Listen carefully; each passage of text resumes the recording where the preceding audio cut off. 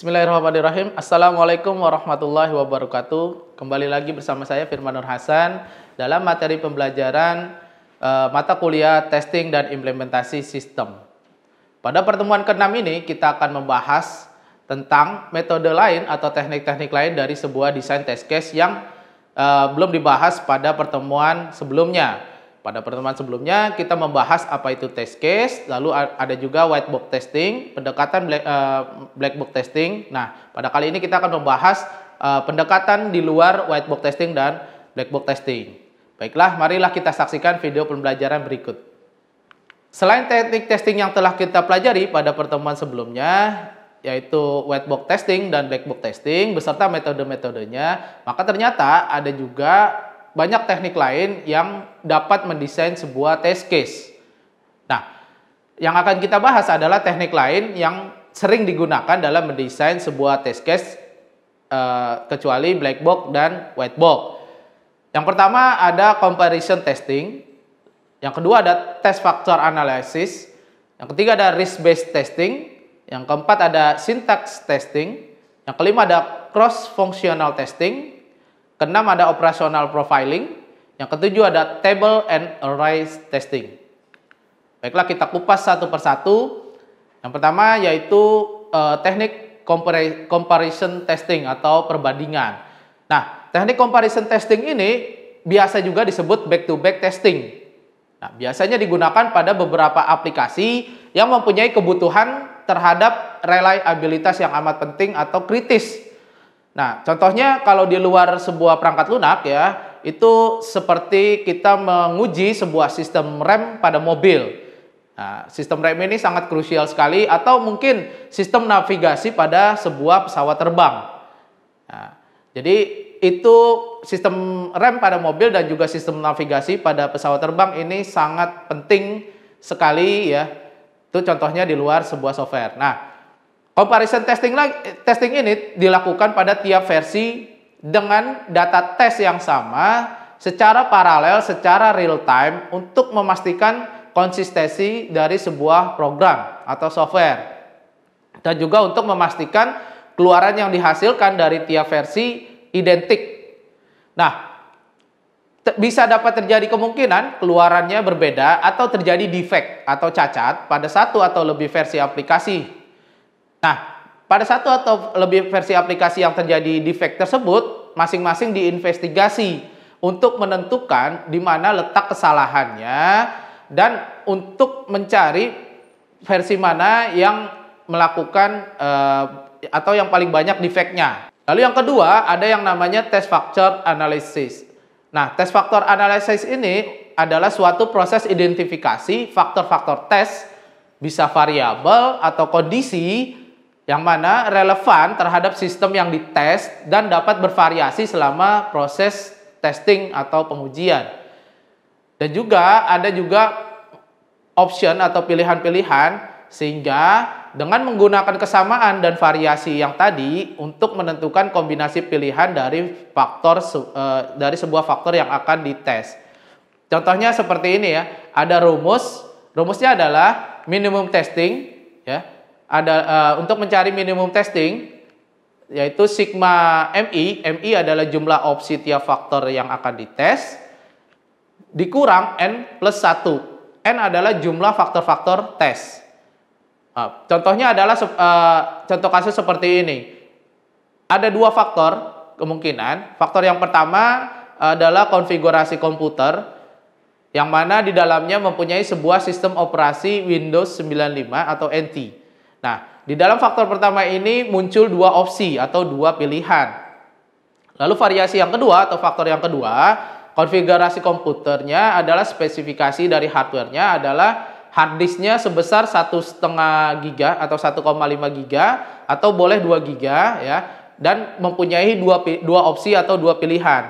Sehingga dari rumus yang tadi dapat dicari minimum testingnya adalah sigma MI-nya adalah dua variasi atau dua opsi yang muncul dari setiap faktor tes. Tadi faktor pertama adalah dua opsi, faktor kedua adalah dua opsi, sehingga sigma MI-nya adalah 4 ya.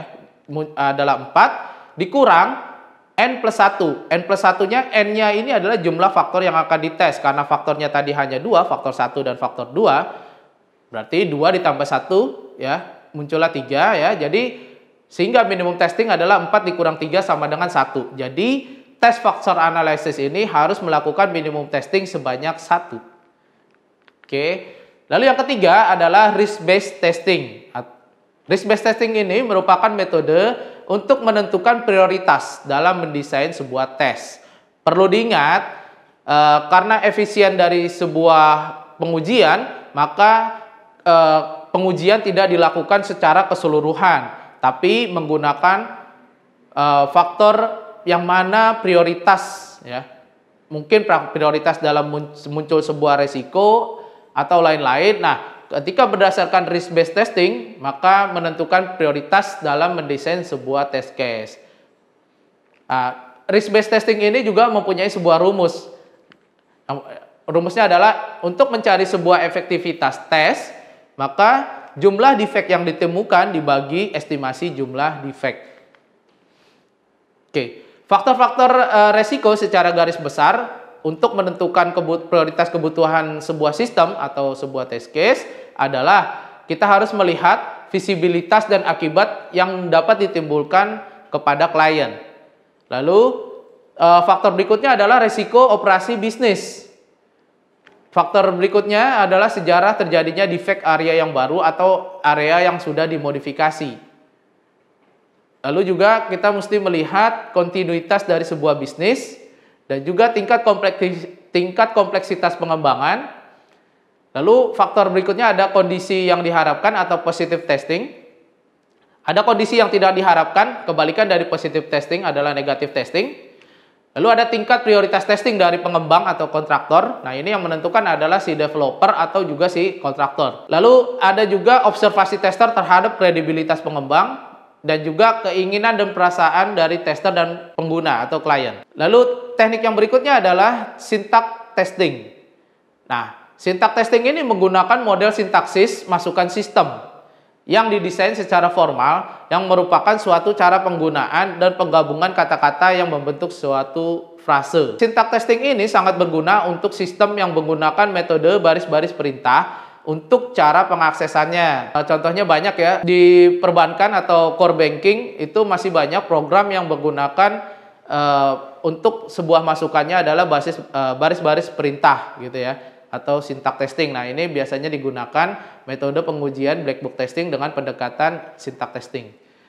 Lalu teknik yang berikutnya adalah cross functional testing. Cross functional testing ini menggunakan matriks interaksi antar fitur dari sebuah sistem. Nah, aksis dari matriks X dan Y merupakan menjadi sebuah fitur dari sistem, sehingga mengintegrasikan komponen yang diupdate oleh satu fitur dan kemudian digunakan oleh lainnya. Tes didesain dari matriks untuk memeriksa interaksi antar fitur yang telah didefinisikan di dalam matriks tersebut. Nah, interaksi dapat terjadi dalam dua tipe dependensi, yaitu secara langsung atau melewati pesan-pesan atau transaksi-transaksi antara fitur-fitur, atau bisa juga secara tidak langsung, mungkin dengan adanya data umum yang digunakan bersama-sama oleh fitur-fitur. Nah, setiap dependensi dapat menyebabkan suatu perubahan status dari fitur-fitur yang terkait. Ini contoh sekilas dari sebuah cross-functional testing. Jadi kita membuat sebuah yang namanya matriks ya, ada matriks X dan Y. Nah, nanti kita tentukan dulu ya, ada fitur-fiturnya, ada fitur F1, ada fitur F2, F3 dan seterusnya. Lalu ada juga komponen 1 atau modul 1, modul 2, modul 3. Nah, nanti kita bisa asumsikan misalnya fitur F1 mengupdate hitungan C1 yang digunakan oleh fitur F2. Jadi pada fitur F1 dan F2 mengupdate hitungan C1. Dan seterusnya bisa dilihat di tabel pada slide ini. Lalu teknik yang berikutnya adalah operational profiling. Operational profiling ini adalah merupakan teknik dari black box testing yang menjelaskan siapa pengguna, fitur-fitur apa yang akan digunakan, lalu frekuensi penggunaan, dan kondisi di mana sebuah fitur digunakan. Atau kondisi di mana sebuah fitur digunakan di lingkungan hardware atau software yang digunakan, serta prosedur pengoperasian dan mekanisme bagaimana sebuah fitur digunakan. Profil dari penggunaan dapat diestimasi berdasarkan pada pola kerja atau diekstrapolasi atau diekstrak ya dari pengukuran aktual dan penggunaan yang ada. Jadi operational profiling ini kita seperti membuat sebuah profil dari sebuah operasi atau profil operasional atau bisa juga dikatakanlah SOP lah gitu ya, SOP. Jadi terlihatlah, tergambar bagaimana profilingnya, siapa penggunanya atau siapa usernya, siapa yang akan menggunakan software ini atau perangkat lunak ini, terus fitur-fitur apa yang akan digunakan oleh si pengguna, lalu frekuensi penggunaannya seberapa seringkah atau jarang atau sangat tidak pernah gitu ya. Oke, lanjut yang berikutnya adalah teknik dari black box testing yaitu table dan array testing. Table adalah suatu bentuk data yang biasanya berada di luar program, sedangkan array berada di dalam program atau internal. Nah, keduanya ini digunakan sebagai transfer data dari table ya, dari eksternal untuk digunakan di dalam program. Nah, table mempunyai dua bentuk utama yaitu sequential dan juga index atau berindeks atau bisa juga disebut key. Nah, tes penggunaan secara sequential dari table, tadi kan ada dua ya, ada sequential, ada secara indeks. Nah, secara sequential dari table ini yaitu biasanya dia menghapus data dari suatu tabel kosong atau membaca data dari suatu tabel kosong, menambahkan data ke tabel yang penuh, menghapus satu data dari suatu tabel yang memiliki satu data, membaca data terakhir, membaca data berikutnya setelah data yang terakhir, atau bisa juga menyimpan data baru setelah data yang terakhir muncul, atau menjalankan data secara sekuensial pada keseluruhan tabel, atau juga bisa juga menyisipkan data yang sama. Nah, sedangkan tes penggunaan secara key atau indeks dari sebuah table biasanya meliputi menghapus logika data yang pertama, menghapus logika data yang di tengah, atau juga bisa juga menghapus logika data yang terakhir, atau menambahkan logika baru bisa di awal, di tengah, atau juga dapat juga menambahkan data yang sama. Atau dapat juga mengubah key field pada data yang telah ada, atau menghapus data yang tidak ada, atau bisa mengupdate dan menulis kembali data yang ada, dan lain-lainnya. Nah, dari sekian banyak teknik desain test case yang tadi telah disebutkan, untuk lebih memudahkan di dalam memahami penggunaannya, maka dapat dilihat tabel ilustrasi penggunaan berikut. Kita dapat lihat daftar tabel ini disusun berdasarkan pada area penggunaannya dalam testing. Memang tidak mencakup semuanya, tapi yang memang ini dibuat tabelnya adalah berdasarkan yang biasa digunakan ya. Kita lihat untuk menguji suatu deskripsi fitur dan deskripsi fungsi dan fitur digunakanlah pendekatan atau teknik functional analysis. Untuk menguji spesifikasi logika keputusan seperti if dan else, maka menggunakan teknik pengujian dengan pendekatan black box path analysis. Untuk menguji unit test code, maka biasanya digunakan white box path analysis. Untuk menguji masukan, bisa berupa GUI, query, atau transaksional, bisa menggunakan boundary value analysis. Nah, untuk menguji data yang tersimpan dapat menggunakan table dan array testing ya. Tadi sudah dijelaskan bagaimana perbedaan antara penggunaan table yang sekuensial atau dengan table yang indeks ya. Makanya untuk menguji data yang tersimpan menggunakan table dan array testing. Lalu untuk menguji sejumlah besar populasi item yang sama atau data field of record bisa menggunakan statistical sampling. Untuk menguji sejumlah besar variabel yang mempengaruhi testing, bisa menggunakan test factor analysis. Untuk menguji frekuensi penggunaan pola, bisa menggunakan operational profiling. Karena profiling ini lebih kepada penggunanya, ya, tingkat keseringan, tingkat penggunaannya, atau siapa penggunanya, dan lain-lainnya. Nah, untuk menguji pola resiko pada sebuah program biasanya menggunakan teknik pengujian risk assessment atau risk based testing. Nah, untuk menguji perubahan dari sistem yang ada bisa menggunakan localized test atau volume test dan juga regression test.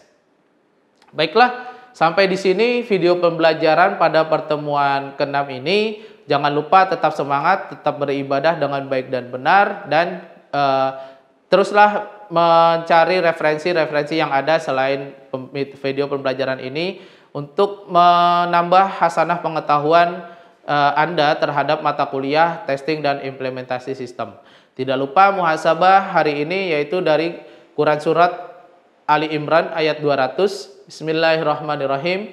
Ya ayyuhalladzina amanusbiru wasabiru warabitu wattaqullaha la'allakum tuflihun. Shadaqallahul azim. Terima kasih. Jangan lupa saksikan video pembelajaran berikutnya. Wassalamualaikum warahmatullahi wabarakatuh.